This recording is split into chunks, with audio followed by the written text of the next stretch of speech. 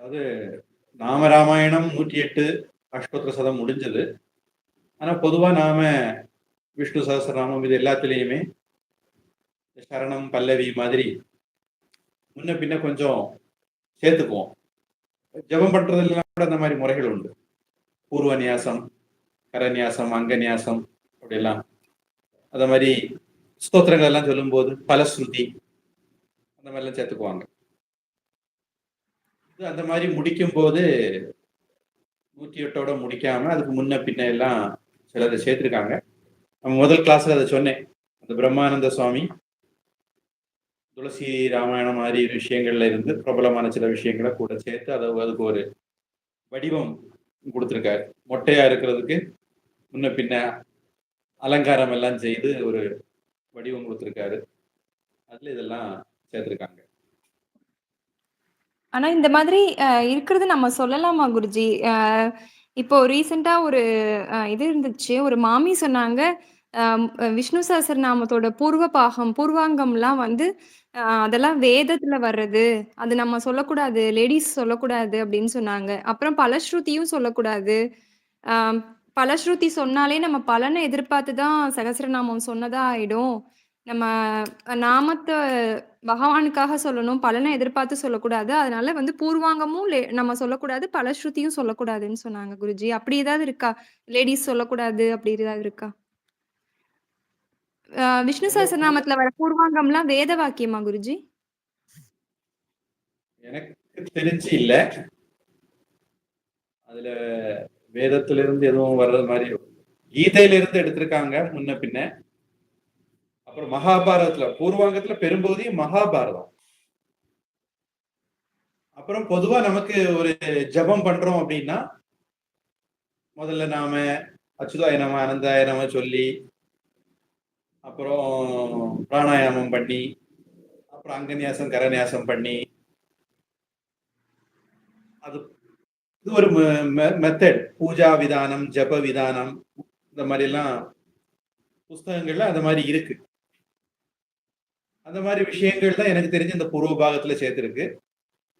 வைதிகமா அதுல முக்கியமா வேதத்துல இருந்து எதுவும் சேர்த்திருக்காங்களான்னு தெரியல. எனக்கு அப்படி எதுவும் பார்த்த ஞாபகம் இல்லை. நான் மறுபடியும் ஒருவேளை இனி அந்த கண்ணோட்டத்தோட படிச்சா ஏதாவது தெரியுமான்னு தெரியல. பலஸ்ருதியை பொறுத்த வரைக்கும் அதுலயும் ஸ்மிருதிகள் கீதை மாதிரி இடங்கள்ல இருந்துதான் ஸ்லோகங்கள் எல்லாம் எடுத்திருக்காங்க. அதுலயும் எனக்கு தெரிஞ்சு வேத சம்பந்தமா இருந்த மாதிரி தெரியல. இது ஒண்ணு முதல் இது எனக்கு தெரிஞ்சு இருக்கிறதாக தெரியல அப்படிங்கிறது. பூர்வபாகம் பெரும்பகுதி மகாபாரதம். யுதிஷ்டிர உவாச்ச எல்லாம் மகாபாரதத்துல இருந்து வர்றது. யுதிஷ்டிர சொல்லி என்ன சொல்லுவார் அது?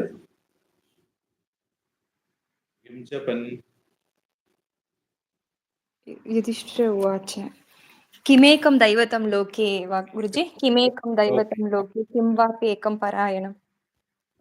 யாரு ஒருத்தனை சொன்னா எல்லாம் கிடைச்சிருமோ அதை பத்தி சொல்லுங்க அப்படின்னு பீஷ்மர்கிட்ட கேட்க அப்படித்தான் பீஷ்மர் சொல்லாரு. இதெல்லாம் மகாபாரத ஸ்லோகங்கள். அது வேதத்துல சேராது. ஒண்ணு இதுக்கும் மேல வேத மந்திரம் சொல்லக்கூடாதுன்னா இது அடுத்த கட்ட ஆர்கியூமெண்ட்.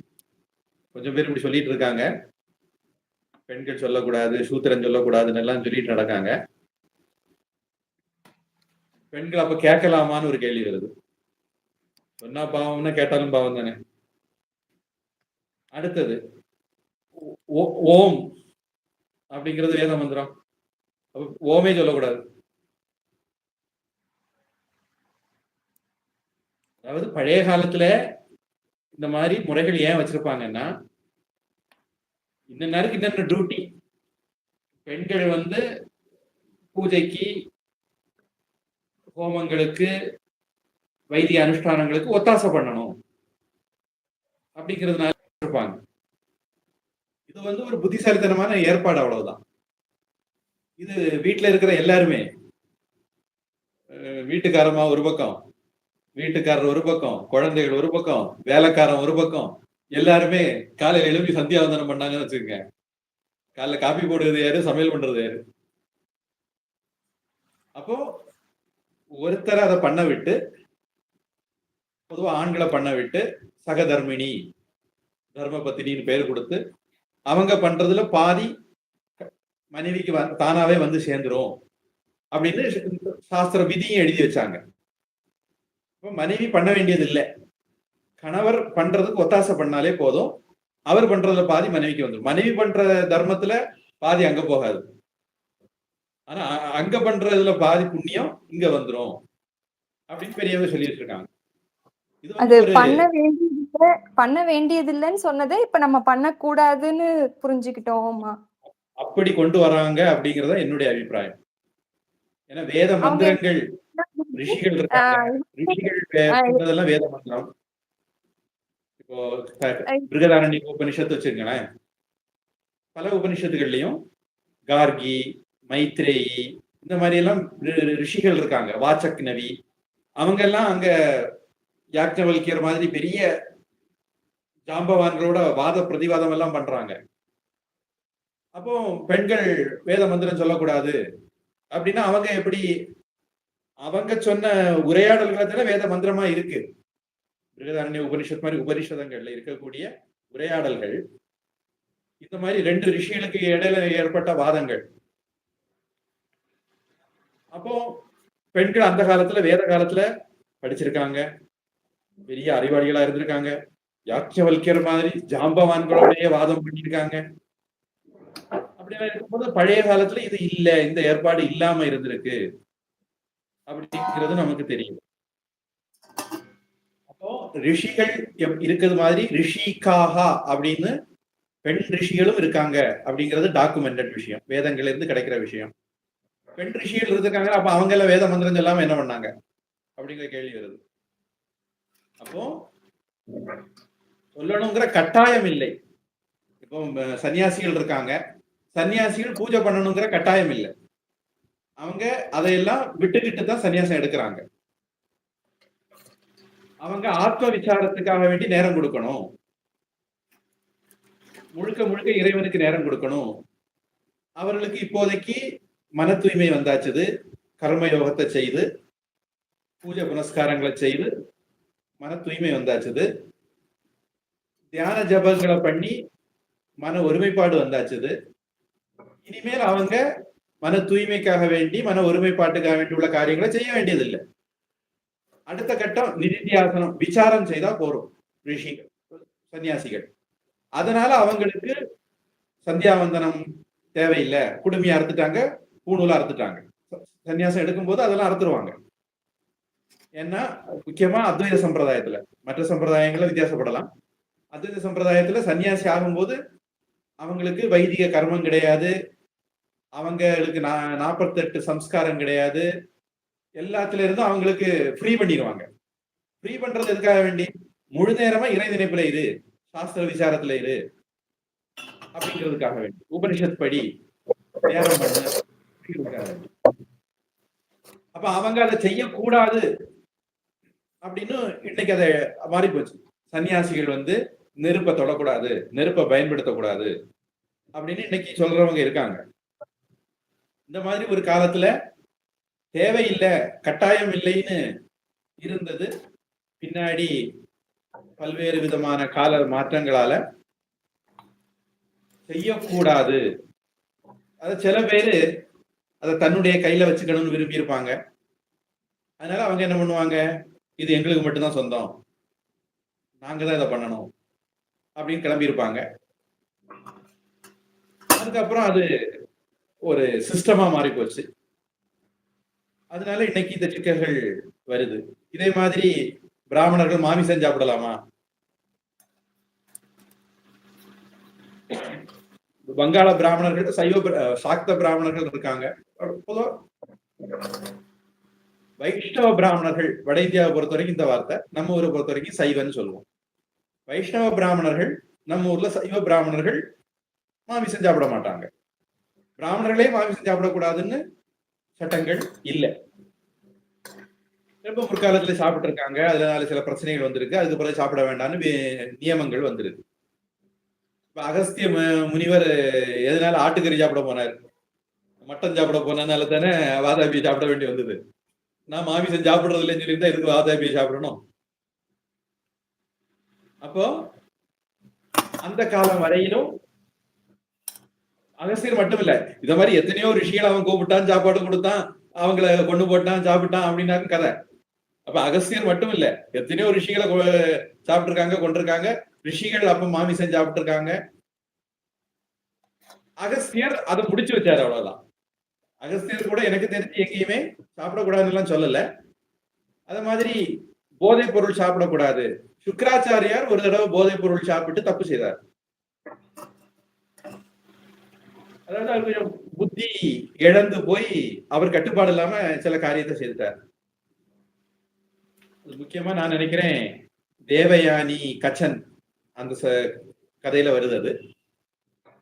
அப்படி நடந்ததுனால அவர் என்ன சொன்னாரு, சரி இனிமேல் இப்படி ஒரு அபத்தம் தப்பு நடக்க வேண்டாம், சூதானமா இருந்துக்கிடுவோம் சொல்லிக்கிட்டு இனிமேல் யாரும் தண்ணி அடிக்க கூடாதுப்பா, போதைப் பொருள் சாப்பிடக்கூடாதுப்பா அப்படின்னு சட்டம் கொண்டு வந்தாரு அப்படின்னு ஒரு கதை இருக்கு. இந்த மாதிரி நிறைய நம்ம இன்னைக்கு நம்ம வச்சிருக்கக்கூடிய நிறைய சட்டத்திட்டங்கள் வந்து காலப்போக்கில் உருவானவை. பழைய காலத்துல அப்படி இல்லை.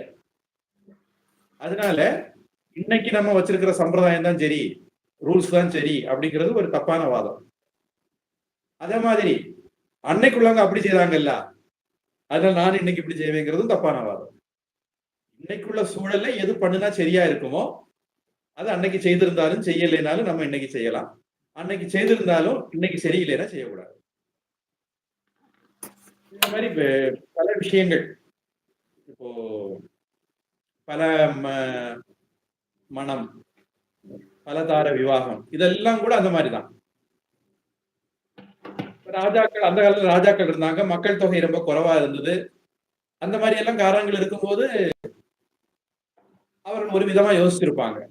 இன்னைக்கு காலம் மாறி போச்சு, இன்னொரு விதமா யோசிக்கிறோம், இன்னொரு விதமா சட்டம் கொண்டு வரோம். அதனால இதுல நீ தப்பு நான் தப்பு அப்படின்னு சொல்றதுக்கெல்லாம் இல்லை. பொதுவா ஒருவருக்கு வேதம் படிக்கணும், வேத மந்திரங்கள் சொல்லணும் அப்படின்னு ஆசை வருது அப்படின்னா அவருக்கு பூர்வ ஜென்மத்துல ஏதோ விட்டகுறை தொட்டகுறை இருக்கு, இல்லாட்டா இந்த ஒரு சம்ஸ்காரம் வராது. அப்படி வர்றவங்க வேதத்தை படிக்கிறாங்க, அதை உரிய முறைப்படி, வெள்ளக்காரன மாதிரி எல்லாம் இல்லாம, வெள்ளக்காரனே படிக்கலாம், மிலேச்சனே படிக்கலாம்னு சொல்லிட்டு படிச்சு கொடுத்துருக்காங்க. அவங்க எல்லாம் படிச்சா டிரான்ஸ்லேட் பண்ணி புக்கா போட்டிருக்காங்க. மிலேச்சனையே படிக்க வச்ச அயோக்கியங்க நம்ம பண்பாட்டுல உள்ளவங்க, நம்ம சம்ஸ்காரத்துல உள்ளவங்க படிக்கப்படாதுன்னா அது ஒரு அநியாயம். என்ன அதுக்குடைய கௌரவத்தோட அதை படிக்கணும், அந்த கௌரவத்தை தொடர்ந்து கொடுக்கணும். அந்த ஒரு விஷயத்தை மட்டும் நம்ம பார்க்கணுமே தவிர அவங்க படிக்கக்கூடாது, இவங்க படிக்கக்கூடாது, வேதம் படிச்சா தீட்டு, அதெல்லாம் சரியில்லாத வாதம் அப்படிங்கிறது என்னுடைய அபிப்பிராயம். ஆரிய சமாஜ் தயானந்த சரஸ்வதியோட அபிப்பிராயம். நம்ம ஆசிரமத்துல பொதுவா பூஜையில எல்லாரும் கலந்துக்குவாங்க, எல்லாரும் வேத மந்திரங்கள் சொல்லுவாங்க. நம்ம எங்க சம்பிரதாயம், என் கூட படிச்சவங்க எல்லாருக்குமே ருத்ரன், சமகம், தைத்திரிய உபனிஷத்து எல்லாம் தெரியும். அதாவது தைத்திரிய உபனிஷத்து தெரிகிறது கூட ஒருவேளை விதிவிலக்கு சொல்லிடலாம். ஏன்னா அது வந்து ஆன்மீகம், அது வந்து உபனிஷத்து, அதுக்கு இந்த ரூல் எல்லாம் செல்லுபடி ஆகாது. அதாவது முக்திக்கு சட்டத்திட்டம் எதுவுமே செல்லுபடியாகது, தடையாக, பாதகமாக இருக்க முடியாது. நம்முடைய சாஸ்திரங்களை எங்கேயுமே முக்கிய தேடி போறவனுக்கு இது தடை, இது கூடாதுன்னு சொல்லவே இல்லை. சூத்திரன் கூட முக்கிய தேடலாம். அந்த விஷயத்துல அப்படி ஒரு ரூல் இருக்கு, எல்லாத்துக்கும் விதிவிலக்கு கொடுக்கக்கூடிய ரூல். ஆன்மீக சாதகனுக்கு, முக்கிய தேடுறவனுக்கு எல்லா ரூல்ஸும் கிடையாது. இந்த ரூல்ஸ் எல்லாம் யாருக்கு வரும் அப்படின்னா, கர்ம காண்டத்தை கடைபிடிக்கிறவனுக்கு, வேதத்தினுடைய பூர்வ பகுதியை கடைபிடிக்கிறவனுக்கு, ஹோமம், யாகங்கள், கிரகஸ்த ஆசிரமத்துல இருக்கிறவனுக்கு, அவனுக்கு மட்டும்தான் இந்த ரூல்ஸ் அப்ளை ஆகிறதா இருந்தா ஆகணும். இப்போ ஒருத்தர் கிரகஸ்த ஆசிரமத்துல இருக்காங்க, ஆனா சிறந்த முமுக்ஷுவா சாதுவா இருக்காங்க, அப்ப அவங்களுக்கு அப்ளை எப்படி அப்ளை ஆகும்? என் குடும்பம், என் குழந்தை, என் குட்டி, ஆண்டவன் எல்லாம் பிறகு பார்த்துக்கலாம் நினைக்கிறவங்களுக்கு இது அப்ளை ஆகும். எனக்கு தலையெழுத்து, நான் குடும்ப குட்டியோட இருக்க வேண்டியிருக்கு, எனக்கு ஆண்டவனை அடையணும், நான் அந்த பாதையில போறேன் அப்படின்னு நினைக்கிறவங்களை, சாதகர்களுக்கு அது ஒரு தடையாட்டு சொல்ல முடியாது. இது இன்னொரு வாதம் நான் வைக்கிறது. ஆன்மீக சாதகர்களுக்கு, முமுட்சுக்களுக்கு இந்த சட்டத்திட்டங்கள் அப்ளை ஆகாது. முமுட்சுக்கள் அவங்களுடைய கர்ம வினையினால இல்லறத்துல இருக்கலாம். பொதுவா இல்லறத்தார்களுக்கு இந்த தடை அப்ளை ஆனாலும் முமுட்சுக்கள் இல்லறத்துல இருந்தாங்கன்னா அவங்களுக்கு இது அப்ளை ஆகாது. பொதுவா நல்ல பக்த மகான்களுடைய வாழ்க்கை வரலாறுல இந்த மாதிரி நிறைய சம்பவங்கள் வரும். அவங்க இந்த சட்டத்திட்டங்களை மீறி கடவுள் அடைகிறதுல நம்ம பாக்குறோம். மகாராஷ்டிரத்துல இப்படி ஒரு கதை சொல்லுவாங்க. நான் நினைக்கிறேன் ஞானேஸ்வர் அவருடைய வாழ்க்கை வரலாறுல நினைக்கிறேன். அண்ணன் தங்கச்சி 2 பேரும் பெரிய ஞானிகள். ஞானேஸ்வர் முக்தாபாய் அப்படின்னு 2 பேர். ஞானேஸ்வர்கிட்ட வந்து வேதம் சொல்லக்கூடாதுன்னு ஏதோ போய் தடுத்தாங்க. அந்த வாக்குவாதத்துல இந்த எருமையை உன்னால வேதம் சொல்ல வைக்க முடியுமா அப்படின்னு சொன்னாங்களாம். அதனால இவரு எருமையிட்ட சொல்ல சொன்னாரா, எருமையே வேதம் சொல்லிச்சுதான். எருமையே சொல்லலாம்னா மனுஷன் சொல்றதுக்கு என்ன? அது ஒரு இது. கேரளாவில் எழுத்தச்சன் ஒரு ஆள் உண்டு. கேரள மொழியினுடைய தந்தைன்னு வச்சுக்கோங்க. அவருடைய வாழ்க்கையில் நடந்ததுன்னு சொல்லுவாங்க. இத மாதிரி கொஞ்சம் பேர் போய் வம்புக்கு போயிருக்காங்க. அப்போ அவர் வந்து செக்காலை எண்ணெய் உற்பத்தி பண்ற சமுதாயத்துல வந்தவர். அப்ப அவர்கிட்ட போய் தடுத்திருக்காங்க. அப்ப அவர் சொன்னாரு, எனக்கு செக்குல 4 6 ஓடும் அப்படின்னாரு. அந்த வாக்குவாதம் எனக்கு சரியா ஞாபகம் இல்ல. அதாவது வேதமும் 6 அங்கங்களும் என் செக்குல ஆடும் அப்படிங்கிறது மாதிரி பதில் சொன்னாரு அப்படிங்கிற மாதிரி ஒரு கதை அதுல வருது.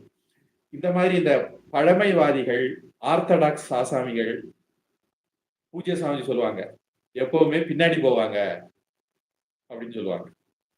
அதாவது கொஞ்சம் பழம் பஞ்சாங்கங்களா தான் இருப்பாங்க. அவர்களுக்குன்னு ஒரு உலகம், குண்டு சட்டிக்குள்ள குதிரை ஓட்டிட்டு இருப்பாங்க.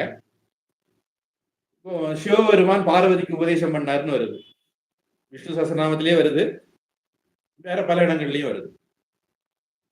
சிவபெருமான் பார்வதி பொம்பளை அப்படிங்கறதுக்கு வேண்டி சொல்லாம விட்டுட்டாரா? உடனே இவங்க என்ன ஆர்குமெண்ட் கொண்டு வருவாங்க? அது பார்வதி இல்ல, பார்வதி வந்து தெய்வம் இல்ல. சரி, பார்வதி தெய்வம். அந்த மாதிரி தெய்வ அம்சத்தோட மனுஷனும் பிறப்பானே. எத்தனையோ பேரு தெய்வம் மனுஷனா வந்து பிறந்திருக்கு. எத்தனையோ பேர் தெய்வ அம்சத்தோட பிறக்கிறாங்க. அவர்கள் தான் ரிஷிகள், மகான்கள் எல்லாம் ஆகிறது. உனக்கு எப்படி தெரியும் நான் தெய்வ அம்சத்தோட பிறக்கல அப்படின்னு? நான் படிக்கும் போது எதுக்கு வந்து குறுக்க நிக்கிற?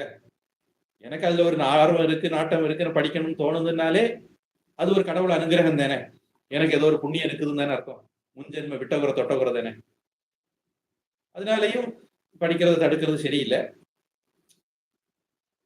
சில பழம் பஞ்சாங்கங்கள் அதை சொல்றாங்க, நம்ம சரி சரி அப்படின்னு அவங்க வயசுக்கு மரியாதை கொடுத்து சரி சரி தலையாட்டிக்கிட்டு நம்ம நம்முடைய ஆன்மீக பாதையில தொடர்ந்து பயணிக்க வேண்டியது.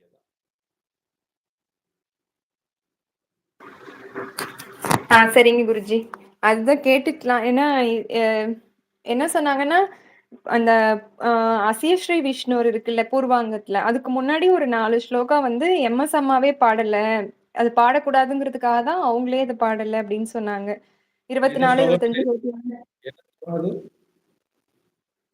அந்த என் புக்ல அந்த பிரிண்ட் ஆகல குருஜி. 23 ஸ்லோகம் தான் இருக்கு. அசியஸ்ரீ விஷ்ணுவருக்கு முன்னாடி விஷ்ணும் ஜிஷ்ணும் மகாவிஷ்ணுமோட முடிஞ்சிருது.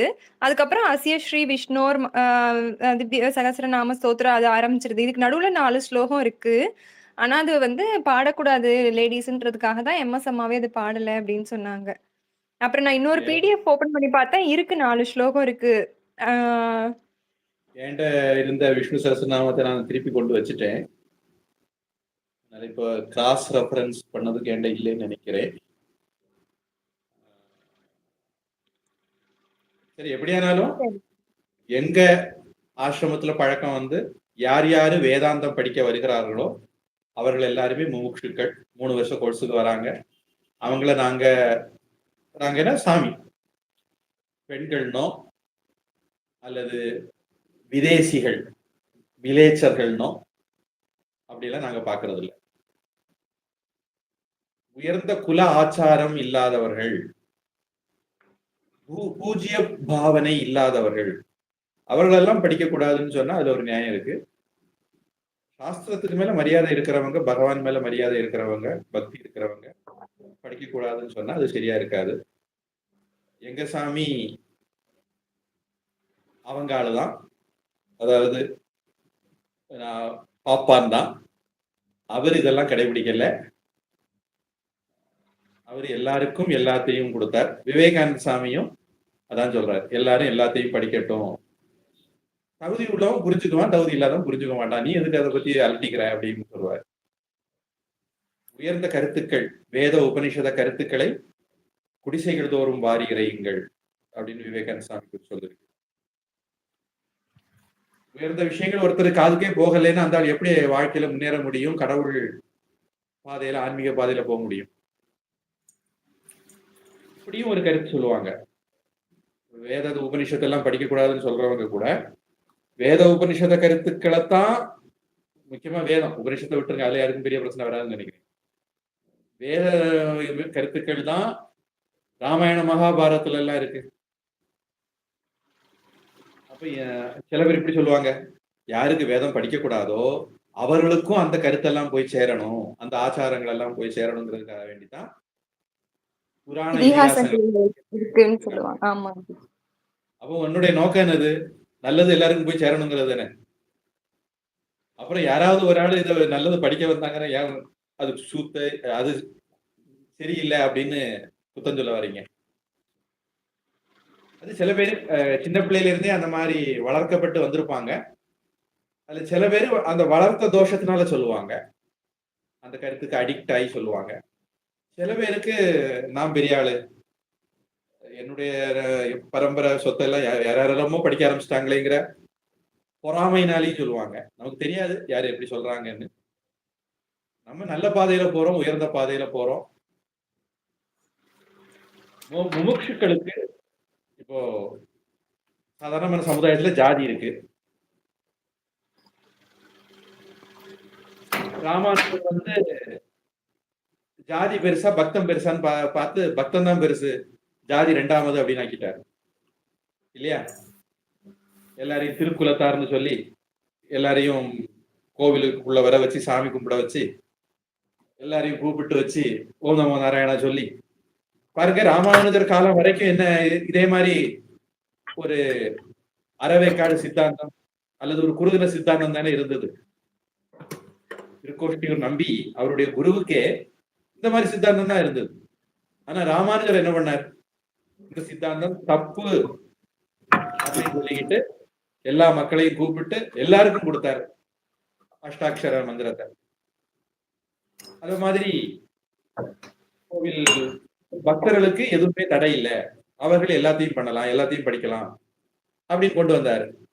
அது மாதிரி சமஸ்கிருதம் தான் உயர்ந்தது அப்படின்னு சொல்லக்கூடிய கோஷ்டிகளுக்கு என்ன பண்ணாரு? முன்னாடி தமிழ் திவ்ய பிரபந்தத்தை சொல்லிட்டு போங்க, வேதம் பின்னாடி வரட்டும்னு ஏற்பாடு பண்ணாரு. இதெல்லாம் ராமானுஜர் செய்தது ஒரு கண்ணோட்டத்துல சில பேருக்கு புரட்சின்னு தோணலாம். ஆனா நம்முடைய பரம்பரை தெரிஞ்சவங்களுக்கு இதெல்லாம் புரட்சி இல்லை. நம்ம பரம்பரையில இருந்த விஷயத்த மறுமலர்ச்சி ஆக்கினார், திருப்பி கொண்டு வந்தார், அவ்வளவுதான். சில பேரு குண்டு சட்டிக்குள்ள குதிரை ஓட்டுற மாதிரி குறுகிய எண்ணத்துல இருந்தவங்களுக்கு அறிவு கண்ணை திறக்க முயற்சி பண்ணார், அவ்வளவுதான். அதனால நீங்க ராமானுஜ சம்பிரதாயம்ங்கிறதுனால இன்னும் உங்களுக்கு அதிக என்ன வழிகாட்டுதல், முன்னோர் வழிகாட்டுதல் இருக்கு. ராமானுஜரே இதெல்லாம் பண்ணவர், புரட்சி எல்லாம். சரிங்க குருஜி. பலஸ்ருதி அது பத்தி எனக்கு பலஸ்ருதி சொன்னா நம்ம வந்து அந்த தாழ்ந்த பலனுக்காக தான் இத சொல்றோங்கிற மாதிரி ஆயிடுமா குருஜி? இல்லைன்னா நம்ம பலஸ்ருதி சொல்லக்கூடாது, அப்பதான் நம்ம வந்து உயர்ந்த பலனுக்காக சொல்றோம்னு இருக்கு, அப்படி ஏதாவது இருக்கா? பல பேரு மெக்கானிக்கலா சொல்றவங்க. ரெண்டாவது, இந்த ஜபம் பண்ணதுக்கு முன்ன நமக்கு ஒரு சங்கல்பம் எல்லாம் வரும், முறைப்படி பண்ணும்போது ஒரு சங்கல்பம் எல்லாம் வரும். அந்த சங்கல்பத்துல நீங்க நமோ பார்த்த சமஸ்த துரித க்ஷயத்வாரா ஸ்ரீ பரமேஸ்வர பிரீத்தியர்த்தம் சஹஸ்ரநாம ஜபம் கரிஷே, விஷ்ணு சஹஸ்ரநாம பாராயணம் கரிஷேன்னு சொல்லிட்டீங்கன்னு வச்சுக்கோங்க, உங்க சங்கல்பத்திலேயே எல்லாம் தெளிவாகி போச்சு. அதுக்கு மேல நீங்க என்ன சொன்னாலும் சொல்லலைனாலும் அது ஒண்ணும் கணக்குல வராது. ஒருவேளை சங்கல்பத்துல ஆயுர் ஆரோக்கிய விஜய வீரிய ஸ்தன அப்படின்னு எல்லாம் நீங்க ஒரு பெரிய லிஸ்ட் சேர்ப்பீங்க. அந்த லிஸ்ட் சேர்க்கிற தப்பு. அந்த லிஸ்ட் நீங்க விஷ்ணு சஹஸ்ரநாமத்துல மட்டும் இல்ல, அன்றாடம் கோவில்ல நடக்கிற பூஜையில, வீட்டுல நடக்கக்கூடிய கணபதி ஹோமத்துல இந்த மாதிரி இடங்களை சேர்க்கறதே கூட தப்பு தானே. சுயநலம் தானே அங்க. எனக்கு அது கிடைக்கணும், எனக்கு இது கிடைக்கணும் நீங்க கேக்குறீங்க. ஆனா அது கேட்கறது கூட தப்பு கிடையாது. அடுத்தவனுக்கு கிடைக்காம போகணும்னு கேட்கறதோட ஒப்பிடும் போது எனக்கு இதெல்லாம் கொடு அப்படின்னு கேட்கறது தப்பு இல்லை. ஆண்டவன் கொடுத்தா வாங்கிக்கிறோம், கொடுக்கலைனாலும் பரவாயில்ல பிரசாத புத்தியோட இதெல்லாம் கேட்டோம் அப்படின்னா, ஆண்டவன் கொடுக்காட்டாலும் நமக்கு ஆண்டவன் மேல கோபம் வராதுன்னா அப்பவும் அது வந்து கர்ம யோகமா மாறிடுது, எந்த தோஷமும் பண்ணாது. பிரசாத புத்தி, ஆண்டவன் தர்றதை ஏத்துக்கிற புத்தி எப்ப வந்துட்டுதோ அதுக்கு பிறகு நீங்க என்ன சொல்றீங்க அப்படிங்கிறது கணக்கே வராது. பொதுவாக பூஜ்ய சாமி சொல்லுவாங்க, நிறைய பேர் சொல்லுவாங்க ஆண்டவன் கிட்ட எதையும் கேட்க கூடாதும்பாங்க. அதுக்கு பேரு ஸ்ப்ரேயர். ஸ்ப்ரேயர்னா உனக்கு எது வேணும் உனக்கு தெரியணும், அதை நீ ஆண்டவன் கிட்ட கேட்கணும் வாயை திறந்து. அப்படி கேட்டாதான் அதுக்கு பேரு பிரேயர் அப்படின்னு சாமி சொல்லுவாங்க. நமக்கு தெளிவு வேணும்னா நமக்கு என்ன நமக்கு ஏதாவது வேணும்னு இருந்தா கேட்டுக்கலாம். ஆண்டவன் தந்தாலும் தராட்டாலும் நமக்கு அதை பத்தி எந்த விஷமமும் சங்கடமும் வராதுன்னா அதனாலையும் தோஷம் வராது. அந்த மனப்பக்குவம் நமக்கு இருந்ததுன்னா கேட்டாலும் கூட தோஷம் வராது, கேட்கலைனாலும் தோஷம் இல்லை. ஆனா விஷ்ணு சஹஸ்ரநாமத்துல மட்டும் கேட்கக்கூடாது. வீட்டுல கணபதி ஹோமம் பண்ணும்போது, சுதர்சன ஹோமம் பண்ணும்போது, தன்வந்தி ஹோமம் பண்ணும்போதெல்லாம் ஒரு பெரிய லிஸ்ட் வாசிப்பேன். அல்லது ஆண்டவங்க கிட்ட போய் கோவில்ல பிரார்த்தனை பண்ணும்போது என் மகனுக்கு கல்யாணம் ஆகணும், என் மகளுக்கு பிள்ளை பிறக்கணும், இப்படி எல்லாம் பிரார்த்தனை பண்ணுவேன்னா நீங்க எந்த விதத்திலையும் உயர்ந்தவர் கிடையாது. விஷ்ணு சஹஸ்ரநாமத்துல மட்டும் சொல்லாதனால உங்களுக்கு ஸ்பெஷல் கிரேட் எதுவும் தர முடியாது. சொல்லல குருஜி, பொதுவா எல்லாத்துக்குமே பலஸ்ருதி சொன்னாங்க. அன்னைக்கு நாங்க விஷ்ணு சஹஸ்ரநாமம் சாண்டிங் பண்ணதுனால அத பத்தி பேச்சு வந்துச்சு.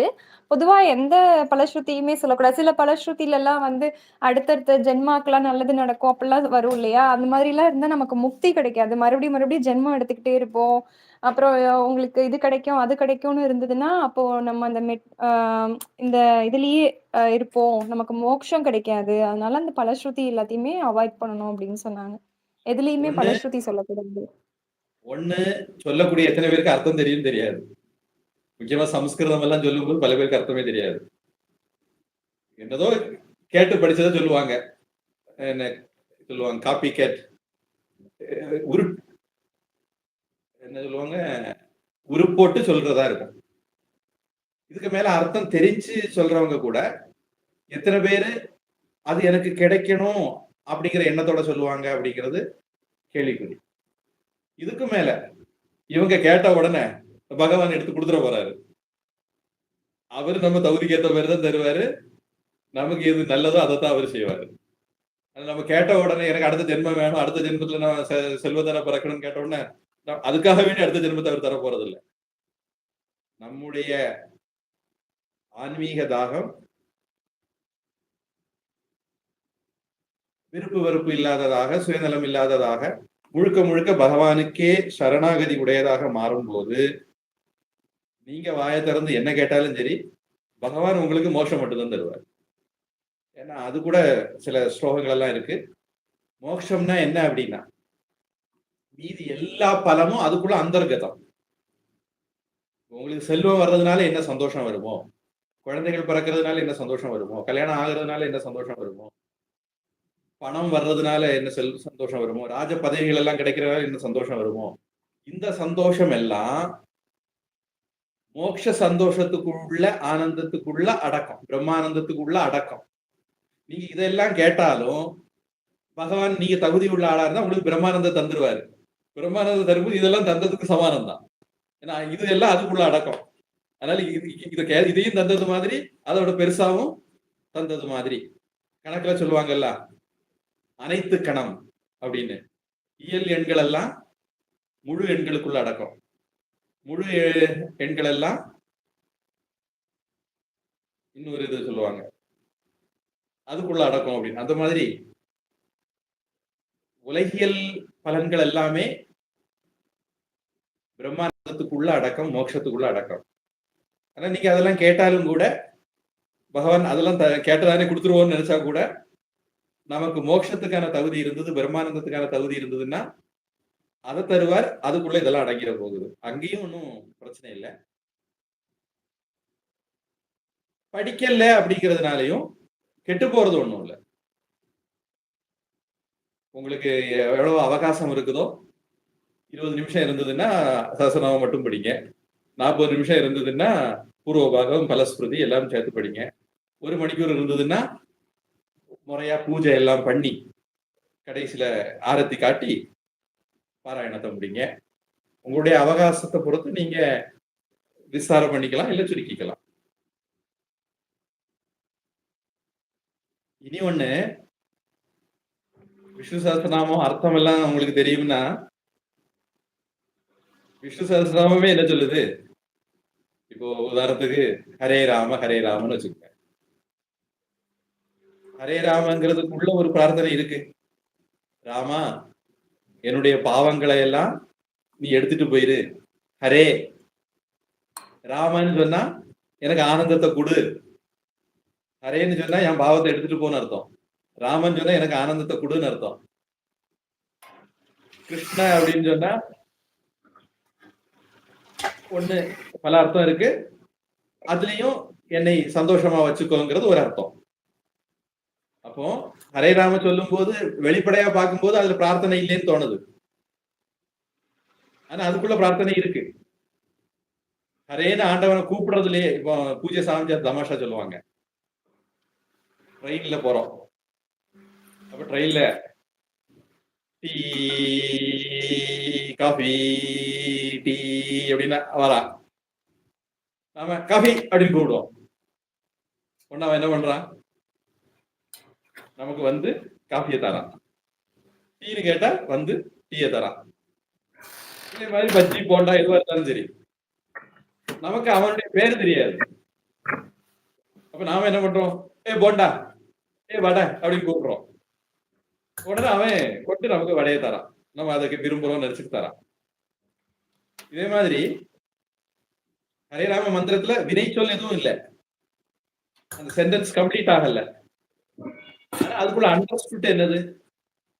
என்னுடைய பாவங்களை அழிப்பாயாக, எனக்கு ஆனந்தத்தை கொடுப்பாயாக. அதனாலதான் பகவானுடைய அந்த பேரை சொல்றோம். பகவானுக்கு 1000 பேர் இருக்கு. வேற ஏதாவது வார்த்தையை சொல்லியிருக்கலாம்.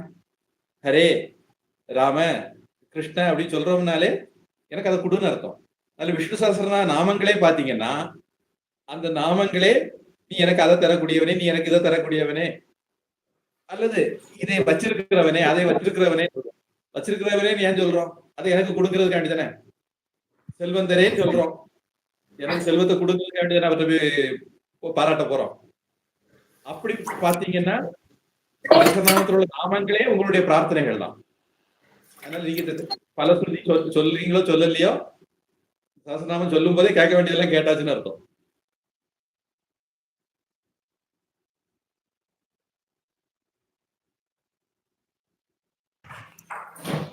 சரிங்க குருஜி. அதுவும் வந்து சகஸ்ரநாமம் ஸ்தோத்திரம் சொல்லலாங்கிறாங்க. ஆனா அத அர்ச்சனையா சொல்லக்கூடாது. ஒரு ஒரு நாமாவளி அர்ச்சனை சொல்லுவோம்ல, அது வந்து லேடிஸ் சொல்லக்கூடாதுங்கிறாங்க. அப்படி வேற சொல்றாங்களா?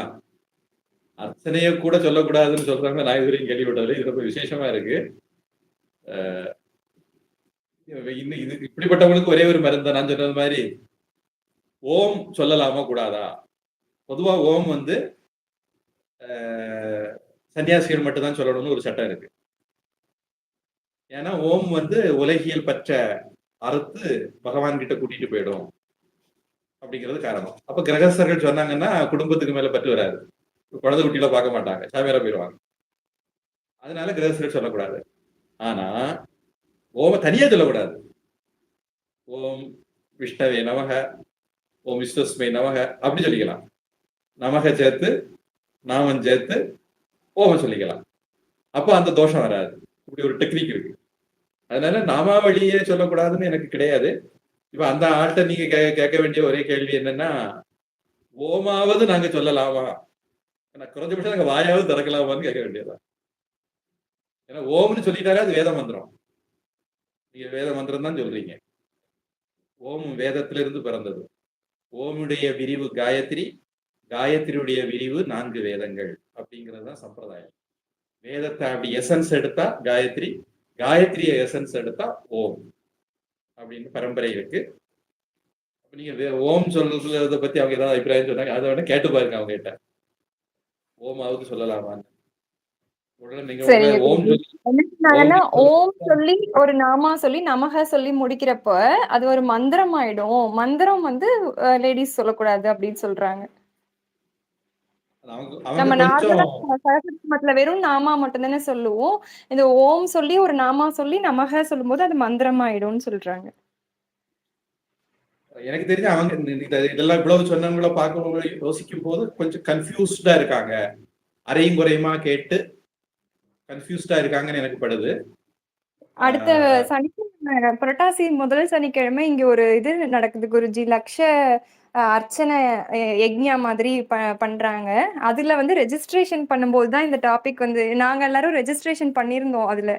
யார் யாரெல்லாம் வரீங்களோ ரெஜிஸ்ட்ரேஷன் பண்ணுங்க. 1,00,000 அர்ச்சனை 1,00,000 தடவை சொல்லணும்ன்றது ஒரு இது மாதிரி எடுத்து பண்றாங்க. அதுக்கு ரெஜிஸ்ட்ரேஷன் பண்ணியிருந்தப்போ சொன்னாங்க. நீங்க எல்லாம் ஏன் ரெஜிஸ்ட்ரேஷன் பண்ணி லேடிஸ் எல்லாம் சொல்லக்கூடாது மந்திரம் அது அப்படின்னு. ரெஜிஸ்ட்ரேஷன் பண்றவங்க சொன்னாங்க, பண்ண போனவங்களை பார்த்து சொன்னாங்களா? இல்ல இல்ல குருஜி, பண்றவங்க ஒன்னும் சொல்லல. அதுல எதுவுமே மென்ஷன் பண்ணல. லேடிஸ் ஜென்ட்ஸ் எதுவுமே மென்ஷன் பண்ணல. நிறைய நிறைய பேர் இப்ப நாங்களே கூட இங்க 1 கோடி சஹஸ்ரநாம அர்ச்சனை பண்ணோம். ஒரு 5-6 மாசத்துக்கு முன்ன 1 கோடி சஹஸ்ரநாம அர்ச்சனை பண்ணோம். யாரு வேணாலும் வரலாம், யாரு வேணாலும் கலந்துக்கலாம் அப்படின்னு வச்சிருந்தோம். ஆமா, ஆர்கனைசர்ஸ் ஒன்னும் சொல்லல குருஜி. இவங்க வரலாம் வரக்கூடாதுன்னு ஆர்கனைசர்ஸ் எதுவும் சொல்லல. அதுக்கு அதுக்கு ரெஜிஸ்டர் பண்ணப்போ எங்க குரூப்ல இருந்த மத்தவங்க சொன்னாங்க. பொதுவா நம்ம எல்லாம் பண்ணக்கூடாது. அது ஒரு டிஸ்கஷனாவே இருந்தது குரூப்ல. இல்ல இந்த வைதிக மந்திரம் வேற, ஸ்மிருதி இல்ல வரக்கூடியது வேற. ஒரு உதாரணத்துக்கு இந்த மாதிரிப்பட்ட ஒரு சாமி, நான் பேரை சொல்ல வேண்டாம் நினைக்கிறேன். அவர் முதல்ல நல்லா தான் இருந்தாரு. ராமகிருஷ்ண மடத்துல எல்லாம் இருந்தாரு, நல்லா தான் இருந்தாரு. எளிமையா எல்லாருக்கும் சாமியா இருந்தாரு.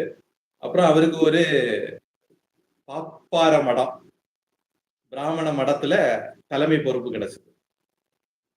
கிடைச்ச உடனே அந்த சட்டத்திட்டங்களுக்கு ஏற்ற மாதிரி அவர் மாறிட்டாரு. பொதுவா அவர் என்ன பண்ணுவாரு அப்படின்னா, அவரு இந்த பழக்கம் முன்னாடியே இருந்துதான் இந்த மடத்துக்கு பொறுப்பேற்ற பிறகு இருந்தாலும் எனக்கு தெளிவா தெரியாது. பொதுவா அவர் என்ன பண்ணுவாரு அப்படின்னா, காயத்ரி சொல்லக்கூடாது, பெண்கள் சூத்திரங்கள் எல்லாம் சொல்லக்கூடாது, அதுல கேட்டவும் கூடாது. அதனால அவர் காயத்ரி மந்திரத்தை பொது மேடை வெளிகள் எல்லாம் சொல்ல மாட்டாரு. அதுக்கு பதிலா ஒரு ஸ்லோகம் இருக்கு காயத்ரிக்கு. நான் உங்களுக்கு ஆதித்ய ஹிருதய ஸ்தோத்திரம் சொல்லும் போது அந்த ஸ்லோகம் சொல்லி தந்திருக்கேன்னு நினைக்கிறேன்.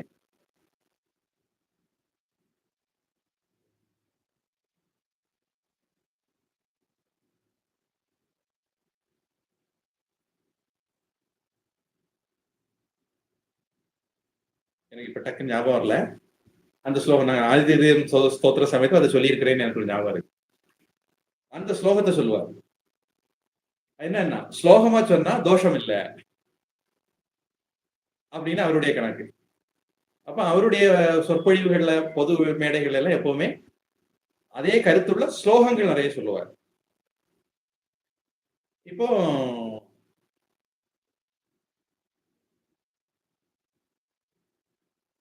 வித்யாரண்யர்னு ஒரு சுவாமி, அவர் வந்து ஆதிசங்கர பரம்பரையில சிருங்கேரி மடத்துல ஒரு மடாதிபதியா வந்தவர். அந்த மடத்துல இருந்த அவரு நிறைய சாஸ்திரங்கள் எழுதியிருக்காரு. அவர் என்ன பண்ணார் அப்படின்னா, அனுபூதி பிரகாசம்னு ஏதோ ஒரு புத்தகம் எழுதினார். அனுபூதிங்கிற வார்த்தை அதுல வரும்னு எனக்கு ஞாபகம் இருக்கு. முன்ன பின்ன என்ன வார்த்தைங்கிறது கொஞ்சம் மறந்து போச்சு. அந்த புத்தகத்துல என்ன பண்ணாரு, வேதத்தில் உள்ள மந்திரங்களே எழுதுவாரு. அதுக்கு கூட இதி ச இப்படி ஏதாவது ஒரு வார்த்தையை மட்டும் போட்டுருவாரு. பொதுவா இந்த அத்வைத சம்பிரதாயத்துல ஜாதிய எல்லாம் ரொம்ப பாக்குறவங்களாகும். ராமானுஜ சம்பிரதாயம் மாதிரி கிடையாது. ஜாதி பிசாசுகள். ஆனா அந்த படத்துல வந்த வித்யாரண்ய சுவாமி இப்படி ஒரு அனுபூதி பிரகாசம் என்ன ஒரு புத்தகத்தை எழுதிட்டு அந்த புத்தகத்துல வேதத்துல உள்ள முக்கியமான கருத்துக்களை எல்லாம் என்ன பண்ணாரு கூட இடிச்சாரு. இவரு 2 வார்த்தை கையில இருந்து ஏதாவது 2 வார்த்தையை போடுவாரு. போட்டு அந்த மந்திர ஸ்டேட்டஸ போக வச்சிருவாரு. போக வச்சு யார் வேணாலும் படிக்கலாம்னு எழுதி கொடுத்துட்டாரு. இப்ப எல்லாரும் படிக்கலாம் அந்த புத்தகங்களை. வேத மந்திரமே தான். இதே ஒரு பிரச்சனை தான் ஹரே கிருஷ்ணால வந்ததுன்னு சொல்லுவாங்க. அதாவது ஹரே ராம ராம ராம ஹரே ஹரே இந்த மந்திரம் கைவல்ய உபனிஷத்துல நாரதருக்கு பிரம்மா சொன்னதாட்டு இருக்கு. அப்போ இத வந்து பெண்கள் சொல்லலாமா, சூத்திரர்கள் சொல்லலாமான்னு பிரச்சனை வந்த உடனே அந்த அவங்க பரம்பரையில அந்த பெரியவர் பேரு டக்குன்னு வரல, சைத்தன்ய மகாபிரபு. அவரு பிராமணர் தான், பங்காள் பிராமணர், ரொம்ப ஆச்சாரங்கள் எல்லாம் பயங்கரமா பாக்குற குடும்பத்துல பிறந்தவர்.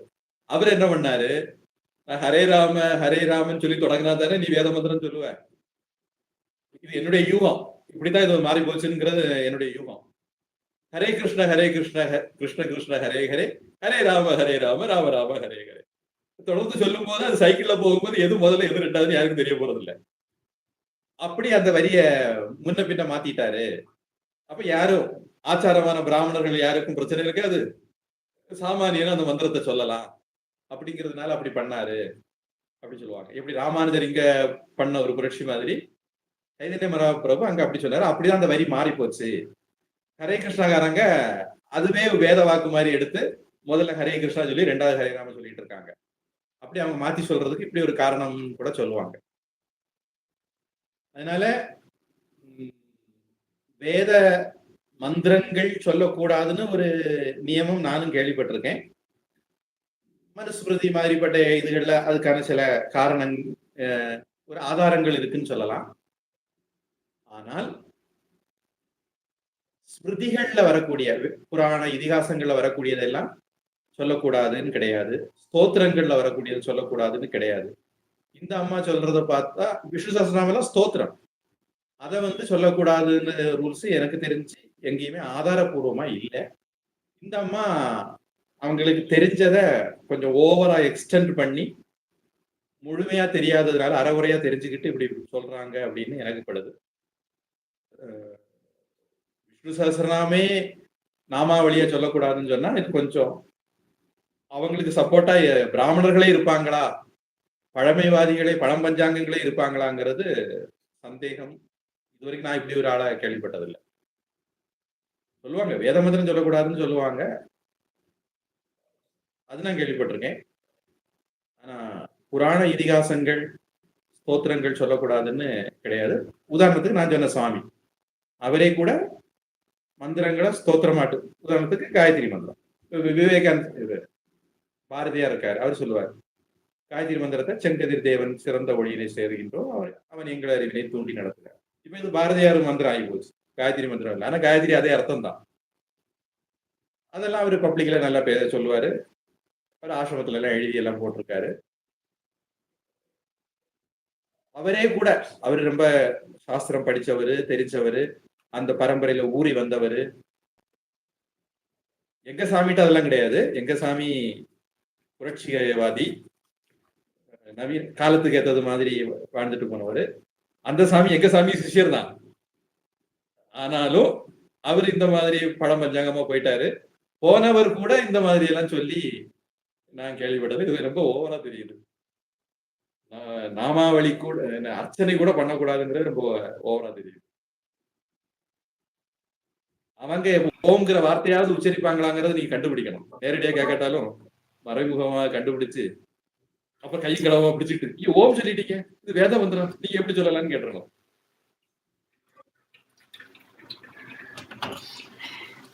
மட்டும் இல்ல, இன்னும் சொல்றேன், ஓம் நம சிவாய மந்திரம் வேதத்துல உள்ளது, நாராயணாய வேதத்துல உள்ளது.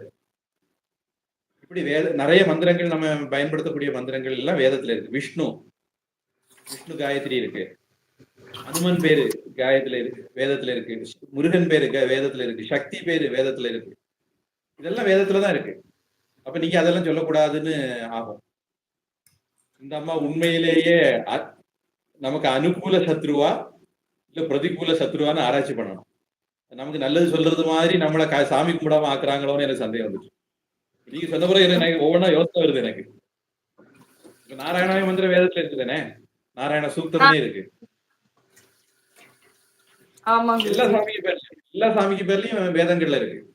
அப்ப ஓம் சொல்லக்கூடாது, சாமிகளுக்கு பேரை சொல்லக்கூடாது, எல்லாம் வேதத்துல இருக்குன்னு விட்டா இது எப்படி என்னாச்சுன்னா, தலைக்கு மேல வேல் இருந்தா முருகனை கும்பிடக்கூடாது, ஆஞ்சநேயர் பிரம்மச்சாரி அவரை கும்பிடக்கூடாது, பிள்ளையார் பிரம்மச்சாரி அவரை கும்பிடக்கூடாது, வரிப்புலியில இருக்கக்கூடிய துர்க்கையை கும்பிடக்கூடாது அப்படிங்கிற கதை கட்டுறது மாதிரி இருக்கு. இப்படி ஒவ்வொன்றா சொல்லி சொல்லி கடைசி சாமியை கும்பிடக்கூடாதுன்னு கொண்டு விட்டுருவாங்க நம்ம.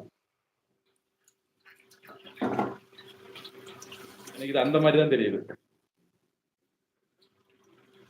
அவங்களுடைய பின்னணி எல்லாம் கொஞ்சம் ஆராய்ச்சி பண்ணணும். அவங்க வெஸ்டர்னரா, வெஸ்டர்ன் தாக்கம் உள்ளவங்களா, உண்மையிலேயே அவங்க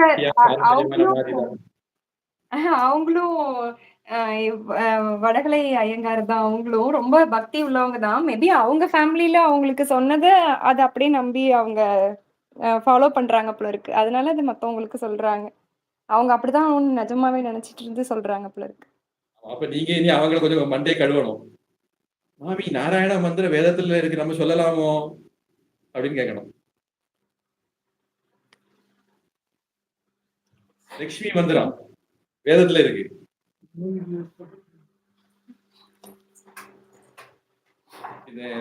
வாசுதேவன் வேதத்துல இருக்கு. எல்லாம் வேதத்துல உள்ளதுதான். இது எதுவும் சொல்லக்கூடாது அந்த மாமி. பொதுவா வடகலை கொஞ்சம் சம்ஸ்கிருதத்துக்கு முக்கியத்துவம் கொடுக்கறவங்க அந்த மாதிரி அவங்களதான் வடகலைன்னு சொல்றோம்னு நினைக்கிறேன். ஆமா குருஜி. தேசிகரை ஃபாலோ பண்றவங்க, வேதாந்த தேசிகரோட சிஷ்யர்கள்லாம் வடகலைன்னு சொல்லுவாங்க. மணவாள மாமுனிகள் ஃபாலோ பண்றவங்க எல்லாம் தென்கலைன்னு சொல்லுவாங்க. டெக்னிக்கலா அப்படி இருந்தாலும் அதனுடைய எசன்ஸ் என்ன அப்படின்னா, வடகலை அப்படின்னா பிராமணன் தான் மேல, வேதம் தான் மேல, சம்ஸ்கிருதம் தான் மேல, வடமொழி தான் மேலன்னு சொன்னா வடகலை. தென்மொழியும் மேலதான், தென்மொழியும் பகவான வழிபடக்கூடியதுதான், பக்தர்களுக்கு இடையில ஜாதி கிடையாது, இப்படி எல்லாம் சொன்னா அது தென்கலை. எனக்கு தெரிஞ்சு பிலாசபிக்கலா தத்துவ ரீதியா இதான் வித்தியாசம். ஆமாங்க குருஜி, கரெக்ட் தான். ஏன்னா அவங்க அதிகமா வேத பாடத்துக்கு தான் அதிக முக்கியத்துவம் கொடுப்பாங்க. பிரபந்தம் அவங்களுக்கு 2வது பட்சம் தான் அந்த மாதிரி. அதே மாதிரி தென்கலையில இருக்கவங்க வேதத்தை விட பிரபந்தத்துக்கு, திவ்ய பிரபந்தத்துக்கு ரொம்ப இம்பார்ட்டன்ஸ் கொடுப்பாங்க. அந்த மாதிரி காரணங்களால அவங்க இதெல்லாம் சொல்றாங்கன்னு நினைக்கிறேன். தென்கலையில செய்யறதெல்லாம் தப்பு அப்படின்னு சொல்லாம சொல்றாங்கன்னு நினைக்கிறேன். அவங்களுக்கு நம்ம வழிக்கு கொண்டு வர்றதுக்கு வழி என்னன்னா, அவங்க வாசுதேவன், நாராயணன், லக்ஷ்மி இந்த வார்த்தையெல்லாம் பயன்படுத்துறாங்கன்னு பாருங்க. ஐயோ சாமி மாமி நாக்கு அழுகி போகும், வேத மந்திரம் சொல்லிட்டீங்களே அப்படின்னு அவங்ககிட்ட சொல்ல வேண்டியதுதான். அப்பதான் அவங்க யோசிக்க ஆரம்பிப்பாங்க, அட்டட்டா நம்ம விரிச்ச வழியில நாமளே மாட்டிக்கிட்டோம் போல இருக்கு அப்படின்னு. சரிங்க குருஜி.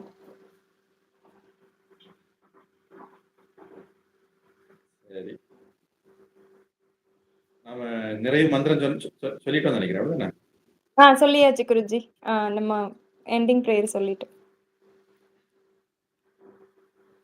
நன்றி குருஜி. சிவராத்திரி குருஜி. சிவராத்திரி. இந்த முக்கியமான விஷயம் எல்லாம் டெலிகிராம்ல ரெக்கார்ட் ஆகல, யூடியூப்ல தான் கிடக்கு. குருஜி உங்களுக்கு நேரம் இருக்கா குருஜி? ஒரு 2 நிமிஷம் டைம் இருக்கா குருஜி? எங்க வீட்டுக்காரங்களுக்கு சான்ஸ்கிரிட்ல ஏதோ டவுட் கேட்கணுமா, அதை நான் உங்ககிட்ட கேட்டுக்கலாம்னு சொல்லியிருந்தேன். இப்ப கேட்கலாமா குருஜி? ஆனா இது ரெக்கார்ட் ஆயிட்டு இருக்கு குருஜி, பரவாயில்லையா? அது பரவாயில்ல, நான் சம்ஸ்கிருத டச்ல விட்டுட்டேன், இருந்தாலும் ஞாபகம் இருந்தா சொல்றேன். நமஸ்தே ஜி, எப்படி இருக்கீங்க? திருவேங்கட ராமானுஜதாசன். ஒரு சின்ன ஒரு டவுட் ஒன்று. இப்போ இந்த ஷேவோ இல்லை ரகாரமோ ஏதாவது வந்ததுன்னா அதுக்கப்புறம் அந்த நகாரம் அந்த நம்ம தமிழ்ல ரெஃபர் பண்ற அந்த 3 ஸ்ரீ நாக்கு ஈக்குவலா இருக்கிற ஒரு நாதான் போடணும். அந்த ஏதோ ஒரு அதுக்கு ஒரு விதி இருக்கு இல்லைங்களா? அது என்ன விதி? என்ன சொல்லுக்கு அப்புறம் ரஷாபியாம் நோன சமான பதே 8வது பாணினி 8வது அத்தியாயத்துல வருதுன்னு நினைக்கிறேன். ஓஹோ ஓகே. ஆஹ் அது ஒரு பிரகரணம். அதுல ம்ஹும். ரஷாபியாம் நோன சமான பதேங்கிறது ஒரு சூத்திரம். அதுல இருந்து ஆரம்பிச்சு நிறைய கான்டெக்ட் சொல்லுவாங்க. அதுக்கு விதிவிலக்கும் சொல்லுவாங்க.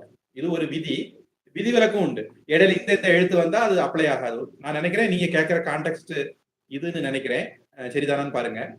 உதாரணத்துக்கு உத்தராயணம் அப்படி சொல்லும் போது நாவா மாறிடுது. உத்தர அயனம் தான் வார்த்தை. அந்த ரா வந்ததுனால அயனம் நாவா மாறிடுது. உத்தராயணம். இப்ப தட்சிணாயனம் அங்க ரா இல்லைங்கிறதுனால அயனம் நானே இருக்குது, மாறாமலே இருக்குது.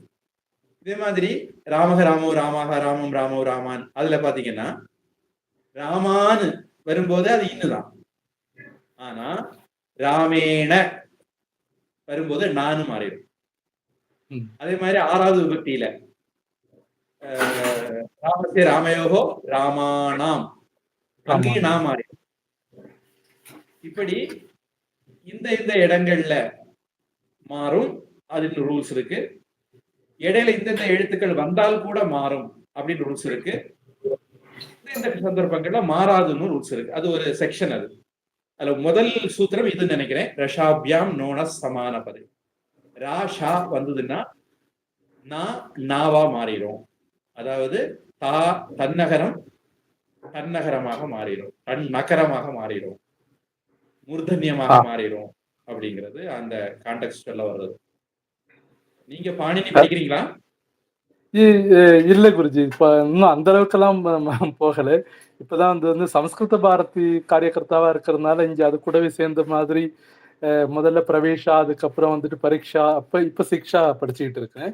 அதுக்கு அடுத்த லெவல் கோவிதா. அந்த கோவிதா பரியந்தம் படிக்கலாம் அப்படிங்கிற ஒரு எண்ணத்தோட இப்ப ஸ்கூல்ல நமக்கு ஹிந்தியோ இதோ வடமொழியோ இல்லாதனால இப்ப கொஞ்சம் ஹிந்தி எழுத படிக்க தெரியுங்கிறதுனால அதை வச்சுட்டு ஆரம்பிச்சது. இப்ப நல்லா போயிட்டு இருக்கு. இப்ப சொன்ன மாதிரிதான் இந்த ஷண்ணகரமும் இல்ல ரன்னகரமும் வரும்போது அந்த அந்த தன்னகரம் நம்ம போடலாம் அப்படிங்கிறது. ஆனா அதுவே பாத்தீங்கன்னா நாராயண இல்ல நாராயணாய நமக அப்படின்னு வரும்போது அந்த டன்னகரம் போடுறோம். 3 சுழினா அதுக்கு ஈக்குவலான வட மொழியில என்ன இருக்கோ அது போடுறோம். ஆனா அதுவே ராமானுஜாய நமக அப்படின்னு வரும்போது இந்த சின்ன போடுற மாதிரி பார்த்துருக்கோம். அதனாலதான் ஒரு டவுட் வந்தது, ஏன் அந்த விதி இங்க அப்ளிகபிள் ஆகல அப்படிங்கிறது. ஆமா, அதான் இதுக்கு இதான் கான்டெக்ஸ்ட். இதே மாதிரி ஷா சா அதுவும் ஒரு இது இருக்கு. உபனிஷத் ஷா சொல்றோம். சில ரூட் பாணியிலேயே ஷால தான் அவர் எழுதி வச்சிருக்கிறாரு. சா வரணும், ஆனா அவரு ஷால எழுதி வச்சிருப்பாரு. ஏன் அப்படின்னா இதெல்லாம் சா ஷாவா மாறும் அப்படின்னு ஒரு அடையாளத்துக்காக வேண்டி. இந்த ரெண்டு எனக்கு தெரிஞ்சு இந்த ரெண்டு இது இருக்கு. ஒண்ணு நா மாற்றம், இன்னொன்னு சா ஷா மாற்றம். பல கான்டெக்ஸ்ட் இந்த இதுல இருக்கு. அதுக்காக வேண்டி ரெண்டுக்கு சூத்திரம் இருக்கு. இந்த ஷா சா மாற்றம் நான் நினைக்கிறேன் 6வது அத்தியாயத்துல அந்த சூத்திரம் வருதுன்னு நினைக்கிறேன் பாணினியில. இது அஷ்டாதியில 8ல 4 மட்டும் இல்ல, 8ல 4 சாப்டர் உண்டு இல்லையா? 4வது சாப்டர்ல இந்த ரஷாபியா நோன சமான பதே ஒரே பதமா இருந்தால், இப்ப ராமானுஜர்ல என்ன ஆச்சுதுன்னா ராம அனுஜ 2 வார்த்தை. ரஷாபியா நோன சொல்லுது சமான பதே ஒரே வார்த்தையில சொல்லுது. அது அந்த இடத்துல அது ஒரு ரீசன். இப்ப தட்சிண அயனம் உத்தராயணம் 2 வார்த்தை தானேன்னு வரும். அங்க அதுக்கு வேற ரூல் அப்ளை ஆகும். 2 வார்த்தையா இருந்தாலும் இந்த இடத்துல அப்ளை ஆகும்னு ரூல்ஸ் வரும். பொதுவா இதுல என்னன்னா பிரயோகத்துல இருக்கு, அதை அவங்க அக்கௌண்ட் பண்ணிக்கிறாங்க. கிராமரியன் அக்கௌண்ட் பண்ணிக்கிறாங்க, அவ்வளவுதான். ரூல்ஸ்னால இப்படி நடக்குதுன்னு இல்ல, இப்படி இருக்கிறதுனால அவங்க அதுக்கு ஏத்த மாதிரி ரூல்ஸ் எழுதிக்கிறாங்க. கிராமர்ங்கிறது அப்படிதான். இல்ல இப்ப இது இது லாஜிக்கலா இருக்கு. ஏன்னா இப்ப நம்ம 2 வார்த்தையை சேர்த்து ராமா அனுஜா இதை சேர்த்து ராமானுஜய சேர்த்ததுனால அங்க இந்த தன்னகரம் யூஸ் ஆகுதா என்னன்னு தெரியல. இப்ப எனக்கு அந்த விதி ஒண்ணு இருக்கிறதுன்னு தெரியும். அந்த கரெக்டானது எனக்கு தெரியல. அதுக்காக தான் கேட்டேன். இப்ப இது அடிஷனல் இன்ஃபர்மேஷனா இப்ப நீங்க குடுத்தது, விதிக்கு ஒரு சில இடத்துல விதி விலக்கும் இருக்கிறதுங்கிறது, அப்ப வந்துட்டு இங்க இருக்கிறதுனால எல்லா இடத்துலயும் இருக்கணுங்கிற அவசியம் இல்ல. அப்ப அப்படி ஏதா இருந்ததுன்னா நம்ம அது விதி என்னன்னு தெரிஞ்சுக்கணும். பாணினி என்ன எழுதியிருக்கிறார் அஷ்டாத்தியாயில, அது என்னன்னு தெரிஞ்சுக்கணும். அது மட்டும் புரியுது. இல்ல, ashtaadhyayi.comனு ஒரு சைட் இருக்கு. அப்படி ஒரு அப்ளிகேஷனும் இருக்குன்னு நினைக்கிறேன். ஒருவேளை நீங்க கொஞ்சம் ஆழமா போகணும்னு நினைச்சீங்கன்னா அதுல இந்த மாதிரி சும்மா வார்த்தையை போட்டா போதும். போட்ட உடனே அது சம்பந்தமா நிறைய டீடைல் கொடுக்கும். நிறைய புஸ்தகங்கள்ல இருந்து இதனுடைய ரெஃபரன்ஸ் எல்லாம் கொடுக்கும். நான் 2 விஷயம் நான் யூஸ் பண்றேன். ஒண்ணு இந்த அஷ்டாத்தியாயி, இன்னொன்னு கலர் டிக்ட். ஆண்ட்ராய்டு போனா இருந்தா கலர் டிக்ட்னு ஒரு ஆப். அந்த ஆப்ல வந்து ரிசோர்ஸ் எடுக்கிறதுக்கு என்ன பண்ணணும், ஸ்டார் டிக்ஷனரி அப்டேட்டர் அப்படின்னு ஒரு ஆப் உண்டு. அது வந்து ராமர் பட்டாபிஷேக படம் போட்டு இருக்கும். இந்த ஸ்டார் டிக்ஷனரி அப்டேட்டர் மூலமா அதுக்கு சில டெக்னிக்கலா உண்டு. அந்தபடி நீங்க ரெஃபரன்ஸ் புக்குகளை டவுன்லோடு பண்ணி போனுக்கு கொண்டு வரணும். இந்த கலர் டிக்ட் ஆப் என்ன பண்ண, சின்ன ஆப் தான். அது என்ன பண்ணும், இந்த ரெஃபரன்ஸ் புக்ல எல்லாம் போய் தேடி உங்களுக்கு டீடைல் கொண்டு வரும். ஒரு உதாரணத்துக்கு பீம அல்லது ராமன் ஒரு வார்த்தையை தேடுறீங்கன்னா அது கம்பராமாயணத்துல இருந்து கொண்டு வரும், துளசி ராமாயணத்துல இருந்து கொண்டு வரும். ராமன்கிற வார்த்தை எந்தெந்த புக்ல எங்கெங்க இருக்கோ எல்லா புக்ல இருந்தும் கொண்டு வரும். அது மாதிரி அதை பத்தி எந்தெந்த டிக்ஷனரியில இருக்கோ, இப்ப நீங்க வாமன் சிவராம் ஆப்தே விஎஸ் ஆப்தே டிக்ஷனரி போட்டிருந்தீங்கன்னா அந்த டிக்ஷனரி இருந்து கொண்டு வரும். கல்பத்தருவுல போட்டிருந்தீங்கன்னா கல்பத்தருவுல இருந்து கொண்டு வரும். வாசஸ்பத்தியத்துல போட்டிருந்தீங்கன்னா வாசஸ்பத்தியத்துல இருந்து கொண்டு வரும். அது நீங்க முடிவு பண்ணிக்கிறது. எத்தனை ரிசோர்ஸ் புக் போடணுங்கிறது நீங்க முடிவு பண்றது. நான் எல்லாம் சுமார் ஒரு 4-5 ஜிபிக்கு போட்டிருக்கிறேன். அவ்வளவு தேடி கொண்டு வரும். அப்படி கொண்டு வரும்போது உங்களுக்கு இப்போ புராணிக் என்சைக்ளோபீடியான்னு ஒண்ணு இருக்கு. அந்த புக்கை போட்டிருந்தீங்கன்னா புராணங்கள்ல எங்க ராமனை பத்தி குறிப்பு வந்திருக்கு, அந்த டீடைல் எல்லாம் கொண்டு வரும். நல்ல ரெஃபரன்ஸுக்கு, அதாவது மாடர்ன் காலத்துல நமக்கு குயிக்கா ரெஃபர் பண்றதுக்கு இந்த கலர் டிக்ட் அப்படிங்கிற ஆப், அதுக்கு ரிசோர்ஸ் வந்து ஸ்டார் டிக்ஷனரி அப்டேட்டர் மூலமா எடுத்துக்கணும். அதுல சம்ஸ்கிருதம், இங்கிலீஷு, குஜராத்தி, மராட்டி, தமிழ், இப்படி நிறைய ஒரு கடல் மாதிரி ரிசோர்ஸ் புக் வச்சிருக்காங்க. நமக்கு எது தேவையோ அதை நம்ம போட்டுக்கலாம். இன்னொன்னு ashtaadhyayi.com வந்து கிராமட்டிக்கலா நமக்கு சப்போர்ட் பண்ணக்கூடியது. அதாவது அஷ்டாத்தியாயும் அது சம்பந்தப்பட்ட புத்தகங்கள்ல இருந்து எந்த ரூல்ஸ் அப்ளை ஆகுது, அந்த வார்த்தை எப்படி ஃபார்ம் ஆகுது, இந்த மாதிரி டீடைல் எல்லாம் கொடுக்குற புக் ஆப் வந்து ashtaadhyayi.com. அது வெப்சைட்டாவும் இருக்குது, ஆப்பாவும் இருக்கு. போன்ல ஆப்பா போடுறதுக்கு இடம் இல்லைன்னா ப்ரௌசர்ல போய் கண்டுபிடிச்சிக்க வேண்டியதான். ஆப்பா போட்டுக்கிட்டோம்னா போன்லயே கிடக்கும். எப்போ இன்டர்நெட் இருந்தாலும் இல்லைனாலும் நம்ம ரெஃபர் பண்ணிக்கலாம். சரிங்க குருஜி, உங்க நேரத்தை ஒதுக்கி தெளிவுபடுத்தினதுக்கு ரொம்ப நன்றி குருஜி. சிவராத்திரி உங்களுக்கு ராத்திரி ஆகலன்னு நினைக்கிறேன்.